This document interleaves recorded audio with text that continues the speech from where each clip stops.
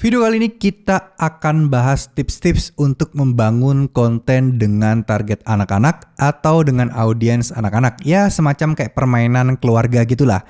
Ya, ini merupakan salah satu request di mana kita akan bedah channel lagi, kita akan belajar bareng-bareng lagi. Siapa tahu apa yang saya sampaikan ini bisa bermanfaat buat teman-teman sekalian. Assalamualaikum warahmatullahi wabarakatuh. Video kali ini kita akan bahas bedah channel lagi. Jadi di mana channel ini cocok untuk target audiens anak-anak dan gimana sih caranya untuk membuat thumbnail yang tepat, terus kemudian menyajikan sebuah video yang tepat agar penonton itu mau menonton video kita, serta apa saja yang harus dihindari dan tentu saja kendala-kendala ke depan serta kemudahan-kemudahan apa yang akan kalian dapatkan nanti ke depannya harus kita persiapkan dengan sebaik-baiknya. Oke, di sini merupakan channel yang namanya adalah Kayla and Mom. Jadi kemarin beliau sempat komen ya di salah satu video dan beliau pengen saya coba untuk mereview. Tapi sebelum itu saya ingin disclaimer dulu bahwa ini menurut pandangan saya pribadi, menurut bagaimana cara pandang saya, dan ketika saya ada di posisi beliau, saya ngapain aja sih ya, gitu ya teman-teman ya. Jadi ini nggak bisa kalian jadikan 100% acuan dan ini saya tidak bisa ngeklaim benar, tapi setidaknya dari pengalaman yang saya dapatkan dan tidak ada saya kurang-kurangi dan tidak ada saya yang lebih-lebihkan. Nah, di video kali ini kita akan bahas berdasarkan perspektif saya. Oke? Nah, channel dari Kayla dan Mom ini sebenarnya sebuah channel yang subscribernya udah lumayan, tapi saya juga tidak tahu apakah ini subscribernya alami atau dari sempat saling sub for sub atau saling kunjung dan lain sebagainya. Jadi begini, untuk konten anak-anak itu kan kita harus samakan dulu nih persepsi kita. Yang nonton siapa sih? Yang nonton kan kemungkinan besar adalah anak-anak beserta orang tuanya. Tapi ya lebih banyak pasti anak-anaknya ya. Oke ya teman-teman, kita sepakat di sini pasti tentunya yang banyak nonton adalah anak-anak dan memang target audiens kita adalah anak-anak dengan permainan seperti ini dan lain sebagainya. Nah, kalau target audiens kita anak-anak, tentunya kan kita harus mikir gimana ya caranya biar anak-anak itu ketika dipromosikan video saya, dapat rekomendasi video saya, itu mereka langsung ngeklik dan mereka langsung pengen untuk nonton video kita. Nah, kita harus tahu dulu, kita harus mengenal dulu. Anak-anak pun kita harus bagi, kita harus breakdown. Anak-anak usia berapa sampai berapa? Ya, kalau sudah tahu anak usia berapa sampai berapa, kira-kira mereka itu sukanya yang kayak gimana kontennya. Mereka itu sukanya yang thumbnailnya itu modelnya kayak gimana, warnanya apa, dan lain sebagainya. Ini penting sekali, kenapa? Karena kita harus tahu siapa target kita agar kita bisa menyajikan video yang mereka sukai ya. Jadi kita memang boleh bikin video seenak kita, segampang kita lah. Tapi kita harus sadar bahwa yang nonton video kita kan bukan robot. Yang nonton video kita kan berarti orang-orang yang pengen atau suka dengan konten kita. Jadi kita harus bedah satu persatu. Audiensnya berapa? Oh, mungkin anak kisaran di bawah 5 tahun, di bawah 6 tahun. Nah, itu tentu beda-beda ya. Oke, kalau mungkin 3 tahun sampai 6 tahun itu mungkin suka dengan konten yang ada suara kita, ekspresi kita dan lain sebagainya. Dan untuk soal warna itu kayaknya untuk konten anak-anak sudah merupakan hal yang wajib untuk kita pelajari. Warna maksudnya bagaimana? Adalah proses pewarnaan di thumbnail teman-teman. Oke, dari channel Kayla and Mom ini sebenarnya untuk dari segi konten pembawaan, saya sudah tonton videonya, itu sudah oke ya cara membawakannya. Sudah ada potensi besar nih di sini. Sekarang tinggal apa sih? Tinggal thumbnailnya dulu ya. Kita belum ngomong masalah judul ya, kita ngomong thumbnail dulu. Thumbnailnya bagaimana sih untuk konten-konten anak-anak itu yang banyak disukai? Thumbnail tentunya yang warna-warni, eye-catching, yang setidaknya apa nih? Nah kayak gitu ya. Jadi harus dipikirkan baik-baik. Kalau bisa pikirkan thumbnail dulu, baru pikirkan videonya. Karena dari thumbnail itu kalian bisa mengembangkan ide cerita yang lebih menarik lagi ya. Itu satu. Terus kemudian di sini teman-teman, kalau misalnya dari thumbnail kayak gini kan ini mohon maaf jujur aja tidak terlalu jelas. Mungkin balonnya bisa diganti warna kali ya untuk difoto warna yang cerah, mungkin merah, ungu, sehingga ada unsur yang dimana fokusnya itu di mana. Nah, ini juga berkaitan juga ya dengan kenapa kita harus menentukan target market kita. Karena untuk masalah kalau misalnya anak di usia 10 tahun ke atas, mungkin kan sudah ada yang bisa baca gitu ya. Jadi kalian mungkin bisa kasih teks. Tapi kalau anak yang belum bisa baca, target audiens kalian, kan kalian mau bikin teks sebagus apapun, sejelas apapun, ya mereka nggak bisa baca. Buat apa gitu ya teman-teman ya. Jadi cara berpikir kita adalah audiens, fokus kita adalah penonton kita, itu seperti apa. Nah, baru kita kembangkan konten-konten kita. Itu adalah mindset atau pola pikir yang saya yakini. Saya tidak bisa menyalahkan orang lain yang mungkin menyarankan hal-hal lain, tapi ya ini kalau saya jadi beliau. Jadi mungkin yang menurut kalian masuk akal silakan diambil, kalau enggak ya udah nggak apa-apa. Oke, selanjut. Untuk masalah kayak gini, tiup 5 balon orange, nah sampai meletus. Ini mungkin ada baiknya nih, ada lampu-lampu di bagian bawah itu udah bagus. Cuman mungkin kayaknya perlu ada belajar-belajar skill editing ya Bu ya. Ya Mam ya, untuk masalah agar warna di belakang ini biar terlihat lebih nyala bagaimana sih? Apakah mungkin ada editing background yang bikin warnanya nyala. Terus kemudian juga masalah kayak gini nih, tiup balon. Nah kayak gini, ini juga harus memperhatikan ya. Ada unsur-unsur kayak mungkin menambahkan kayak takut meledak, ekspresi meledak dan sebagainya. Yang buat anak-anak itu penasaran dan kepo ya. Jadi kayaknya mungkin untuk masalah kamera HP itu udah cukup. Tapi untuk masalah editing itu kayaknya yang perlu harus dipelajari. Ya mungkin dikasih filter efek-efek apa kayak yang mana biar terlihat sangat-sangat jelas. Jadi intinya thumbnail itu harus menggambarkan isi video kita dan harus gampang untuk diklik. Memang terdengar klise, terdengar umum ya, thumbnail harus diperbaiki, thumbnail harus bagus. Tapi ya iya memang itu cara kerjanya, ya memang itu proses alur yang harus kita pahami ya. Jadi kalau ada orang bilang ban motor itu harus bulat gitu ya teman-teman ya, ban motor itu harus lingkaran. Nah kalau ada orang lain yang bilang ya itu mah klise, semua orang juga tahu kali kalau ban itu harus bulat, ban itu harus kasar dan agar biar nggak licin dan lain sebagainya. Nah terus mau diomongin apa? Mau diomongin kalau ban itu bisa kotak? Kan nggak mungkin ya, ban itu memang bulat. Ya, jadi bulatnya pun harus bulat yang mana? Bulat yang rapi kayak gitu ya. Bulat yang profesional, nggak yang menceng-menceng dan lain sebagainya, nggak oval. Ya bulat sempurna agar kendaraan bisa jalan dengan normal. Sama, thumbnail juga kayak gitu. Nah, ini tidak ada rumus pasti, tapi kalian harus belajar tahap demi tahap. Minimal kalian harus belajar dari kompetitor lah ya. Kalau yang orang yang lebih dulu sukses, kalian pelajari bagaimana sih cara dia bikin thumbnail. Ya, itu penting. Ya, bukan berarti kalian nanti wah saya nggak ada harga dirinya nih ngikutin cara dia, ya jangan gitu. Kalau kalian nggak mau ya udah berproses sendiri, mencari riset sendiri. Tapi kalau pengen lebih mudah belajarnya, cobain ngikutin thumbnail yang sudah sukses, tapi ya jangan diplek-plekin ya. Ambil belajar, kalian catat, oh dia ini di video kali ini tampilnya kayak gini, oh pakai warna kayak gini. Catat semuanya satu persatu. Tujuannya apa? Untuk analisa kalian, untuk database pribadi kalian yang mungkin kalau dalam tanda kutip itu kalau kalian buka warung atau restoran, itu adalah resep rahasia kalian ya. Karena kalian yang punya data, kalian yang punya dapat laporan analitikanya dan lain sebagainya. Oke, balik lagi. Sebelum memulai lebih lanjut, saya ingin menanyakan apakah subscriber di sini dari Sub4Sub ataukah murni asli? Kalau Sub4Sub, mungkin sebaiknya hentikan aja.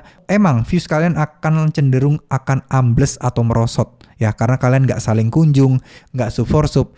Tapi yuk mulai perbaiki ya. Jadi gini. Kalau upload video, banyak yang bilang pakai trik upload video dan lain sebagainya. Itu menurut saya masih masuk akal lah ya. Meskipun ya buang-buang waktu, tapi masih masuk akal. Tapi kalau Sub4Sub, saling support antar pemula, saling dukung, saling kunjung, lebih dari 2 menit dan lain sebagainya. Menurut saya kok sebaiknya jangan. Ya, ini bukan berarti mengecilkan ajaran itu, enggak. Tapi kalau menurut saya pribadi, enggak, saya hindari. Kenapa? Karena akan merusak inputan algoritma ke YouTube. Maksudnya bagaimana? Ya, kalau kalian share ya, target audiens kalian itu anak-anak kecil, tapi yang nonton bapak-bapak sama ibu-ibu yang kontennya mungkin ya yang mereka tonton itu bukan konten anak-anak. Nah ini kan sama artinya kalian memberi inputan data. Inputan data apa? Inputan data kepada algoritma bahwa konten teman-teman itu yang nyukai ya orang-orang yang nonton ini. Padahal itu Sub4Sub atau saling kunjung. Ya itu bukan berarti saya menyalahkan Sub4Sub, tapi dampak negatifnya itu seperti itu teman-teman. Ya memang saling membantu pemula ya, saling nambah jam tayang. Tapi kalau sudah lolos monetisasi tapi viewsnya segitu-segitu aja ya buat apa apa? Yaitu kalau perspektif saya ya. Jadi kalau kalian melakukan sub for sub dan kalian melakukan upload video, ini sebenarnya dua cara yang berbeda. Sebenarnya kalian sudah tahu ya bahwa ini bertolak belakang. Dimana teknik upload video itu kalian terapkan tujuannya agar kalian mendapatkan rekomendasi dari orang-orang yang memang suka video yang mirip dengan kalian. Kalian melakukan sub for sub juga, saling dukung antar pemula. Dimana ini kan dua hal yang bertolak belakang. Satunya memberikan inputan, membantu algoritma YouTube memberikan inputan para penonton yang tepat itu seperti apa dengan nonton video orang terus nonton video kalian. Nah, satunya lagi kalian ngerandom ngacak siapa aja kalian suruh nonton video kalian. Ini kan dua hal yang bertolak belakang. Ya, jadi nggak bisa ketemu nih dua-duanya. Jadi, saya nggak bilang upload video itu benar, saya nggak bilang juga sub for sub itu salah. Ya, intinya kalian coba berpikir secara logika sendiri. Kalau saya sih nggak kedua-duanya, ya. Oke, balik lagi sekarang. Nah, kenapa tidak memfokuskan waktu kita untuk memperbaiki thumbnail? Mikirin udah seharian, pikirin aja tuh. Analisa kompetitor, analisa channel-channel yang serupa. Thumbnail mereka bagaimana, ya. Nih kayak gini nih, ada bebek-bebekan. Nah, kalau kayak gini mungkin lebih bisa di close up, terus kemudian gambarnya dipercerah atau mungkin bisa di luar ruangan aja deh. Karena ya mungkin biar lebih cerah ya. Jadi untuk urusan thumbnail ini sebenarnya sudah cukup oke. Tapi untuk masalah pemilihan warna kayaknya mungkin belum tepat ya. Jadi contoh ini adalah salah satu channel YouTube Zumi and Family. Ini saya ngikutin banget sejak beliau subscribernya masih nggak begitu banyak ya. Tapi kalian bisa lihat videonya nggak banyak loh, cuman 199. Tapi ya namanya beliau ini adalah channel-channel pelopor, saat itu belum banyak pesaing, ya sudah punya market tersendiri. Jadi teman-teman harus sadari baik-baik ya, channel-channel seperti ini kita tidak bisa mengandalkan SEO. SEO itu baik buat ngenalin algoritma YouTube bahwa konten kalian mirip-mirip loh dengan konten-konten yang lain. Jadi kontennya sejenis. Tapi kalau berharap orang nyari sesuatu dan konten kalian muncul, tampaknya kurang cocok kalau konten seperti ini ya. Kenapa? Karena konten seperti ini adalah mengandalkan fitur jelajah, rekomendasi dan lain sebagainya. Ya, itu penting. Udah bukan hal yang rahasia lagi, karena namanya anak-anak kan nggak mungkin nyari hal-hal seperti itu. Pasti kan ngeklik habis nonton video satu, direkomendasikan video mana aja. Nah, itu dia ngeklik lagi nonton. Nah, terserah mereka mau lanjut apa enggak, itu kan intinya. Jadi dari sisi ini kalian bisa belajar dari channel beliau nih. Ini yang saya sebut warna itu penting tuh.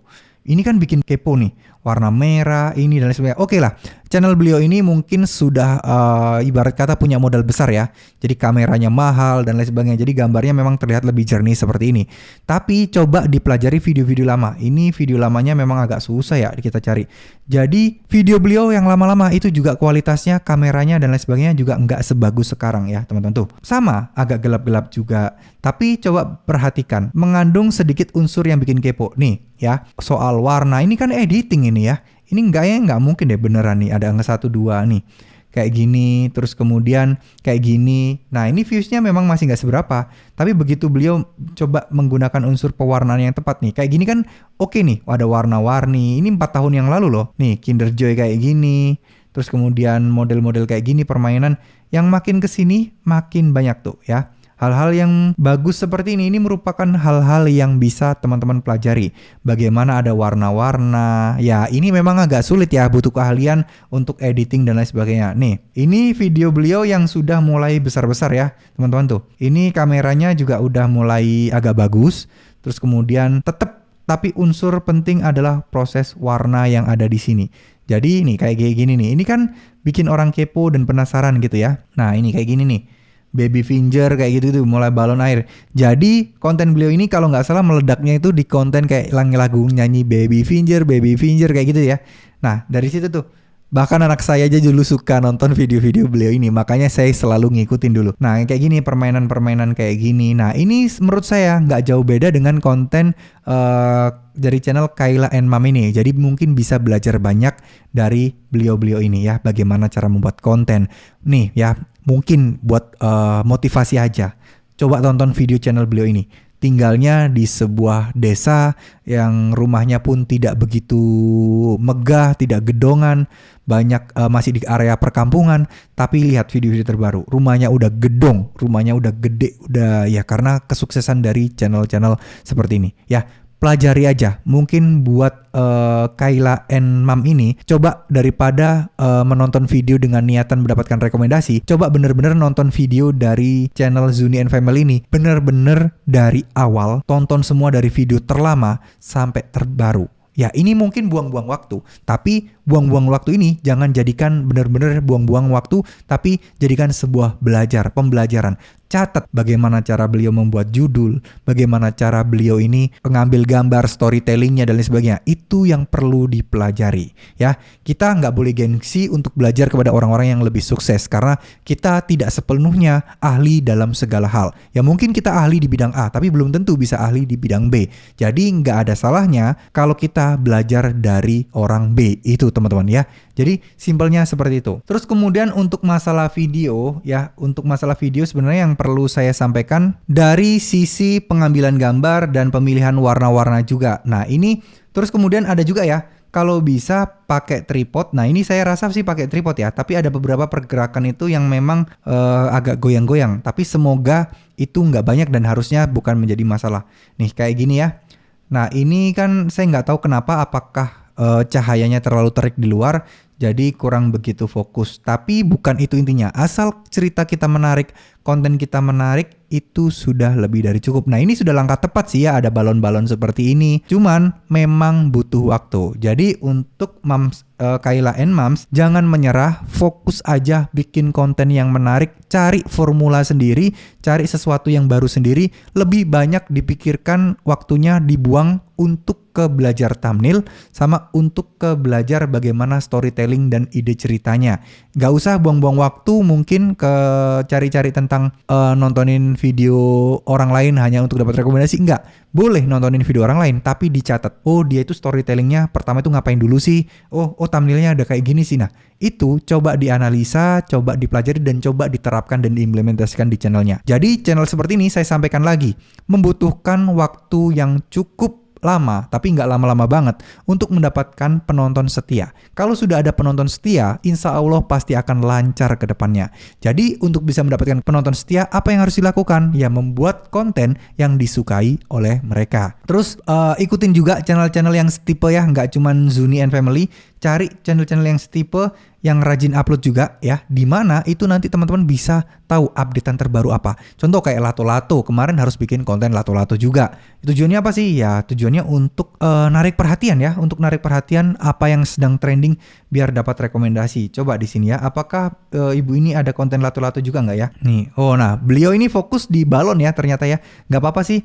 Nah mungkin kalau ada sesuatu yang viral atau sesuatu yang lagi rame, bisa dimasukkan dan disisipin ya. Contoh kayak gini, main lato-lato di dalam balon. Jadi lato-latonya ditaruh di dalam balon, balonnya ditiup. Nah itu kan sebagai sebuah contoh yang masih ada unsur viral-viralnya, terus kemudian masih mengandung konten aslinya. Jadi gini, nanti thumbnailnya bisa disetting seperti ini. Ini contoh aja ya untuk implementasi. Ada gambar lato-lato, dikasih plus, dikasih balon sama dengan tanda tanya. Nah itu kan menjadi sebuah konten yang penasaran dan menarik perhatian ya. Oke, mungkin segitu dulu. Mungkin kalau ada yang kurang jelas atau ada saran-saran atau kritik gimana agar saya ke depannya untuk bikin konten bedah channel ini biar lebih bermanfaat, biar lebih enak, bagaimana, teman-teman bisa tulis di kolom komentar ya, biar saya bisa tambahkan kira-kira saya kurangnya di mana.